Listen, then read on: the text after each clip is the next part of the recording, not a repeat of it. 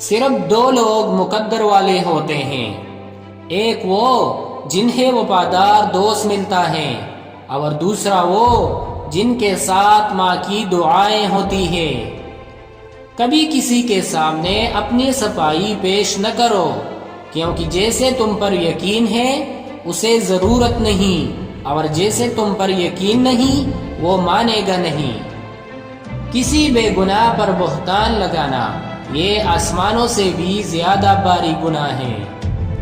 جو مصیبت انسان کو اللہ سے دور کر دے وہ سزا ہے، اور جو اللہ کے نزدیک کر دے وہ آزمائش۔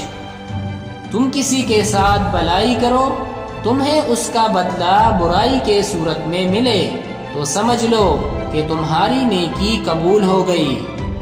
انسانیت بہت بڑا خزانہ ہے، اسے لباس میں نہیں انسان میں تلاش کرو۔ جب انسان کی آنکھوں سے آنسو بہتے ہیں تو اس پر رب کی رحمت برستی ہے۔ کسی نے مولانا جلال الدین رومی سے پوچھا، دنیا کیا ہے؟